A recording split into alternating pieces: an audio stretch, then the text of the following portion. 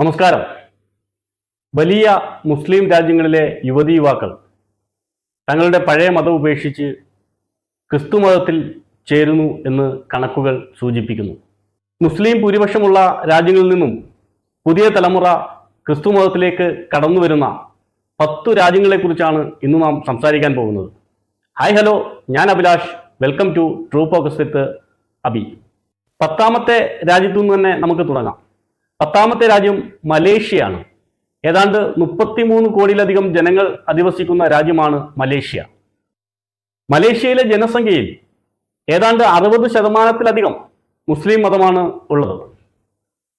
എന്നാൽ ക്രിസ്തുമതം വളരെ വലിയ രീതിയിൽ അവിടെ വളർന്നു വരുന്നുണ്ട് എന്നുള്ളതാണ് സത്യം. 2023 മലേഷ്യയിലെ ക്രിസ്ത്യാനികൾ 9.2%.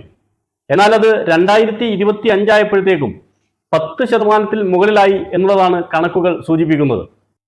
മലേഷ്യയിൽ പ്രതിദിനം 50 മുതൽ 60 പേര് വരെ ഒരു ദിവസം മതം മാറപ്പെടുന്നുണ്ട് എന്നാണ് കണക്കുകൾ പറയപ്പെടുന്നത്.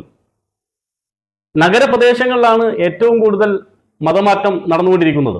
ക്രിസ്തീയ ഭൂരിപക്ഷമുള്ള രാജ്യങ്ങളിലെ വികസനവും മതസ്വാതന്ത്ര്യവും ഒക്കെ ആയിരിക്കാം ഒരുപക്ഷെ യുവതലമുറയെ ക്രിസ്തുമതത്തിലേക്ക് മാറുവാനുള്ള തീരുമാനത്തിലേക്ക് എത്തിച്ചിരിക്കുന്നത്. 9ാമത്തെ രാജ്യം അൾജീരിയയാണ്. ഏതാണ്ട് 45 കോടിയിലധികം ജനങ്ങൾ അധിവസിക്കുന്ന രാജ്യമാണ് അൾജീരിയ. അതിൽ ഭൂരിഭാഗവും മുസ്ലിം വിഭാഗത്തിൽപ്പെട്ട ജനങ്ങളാണ് അവിടെ ജീവിക്കുന്നത്. 2023 അൾജീരിയയിൽ 1 ലക്ഷം ക്രിസ്ത്യാനികളാണ് ഉണ്ടായിരുന്നത്. എന്നാൽ അത് 2025 1.25 ലക്ഷമായി വളർന്നിരിക്കുന്നു.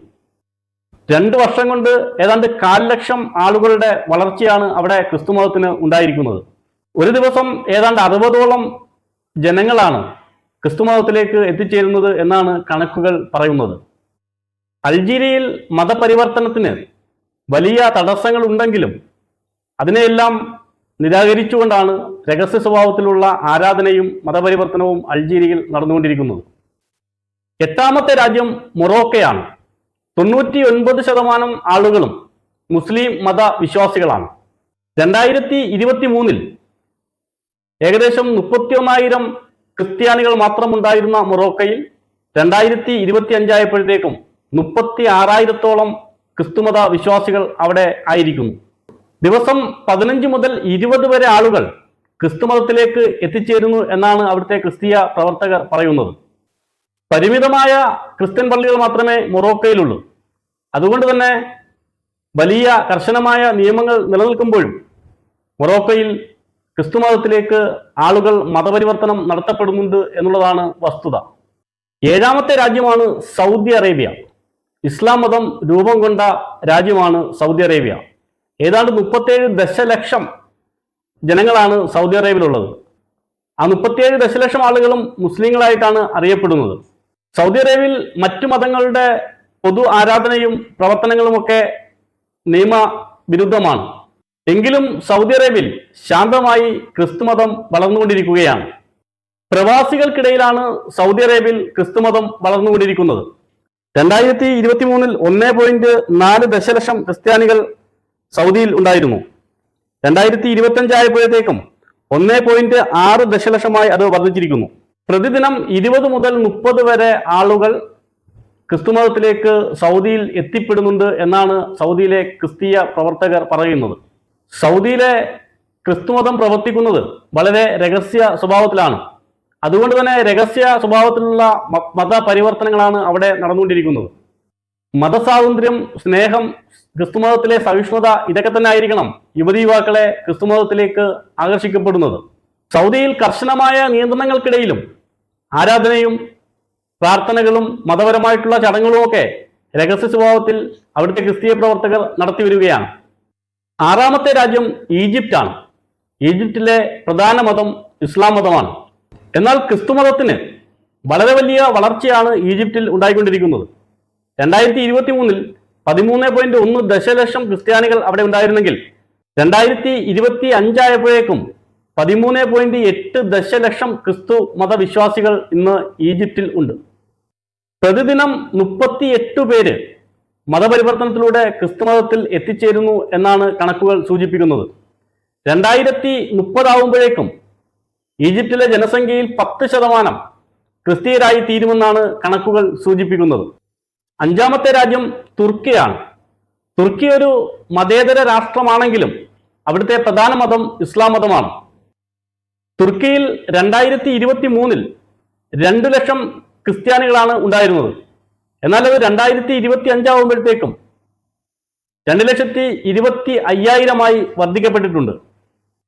പ്രതിദിനം തുർക്കിയിൽ 20 മുതൽ 30 വരെ മതപരിവർത്തനം നടക്കപ്പെടുകയും അത് ക്രിസ്തുമതത്തിലേക്ക് എത്തിച്ചേരുകയും ചെയ്യുന്നുവെന്നാണ് തുർക്കിയിൽ നിന്നുള്ള കണക്കുകൾ സൂചിപ്പിക്കുന്നത്.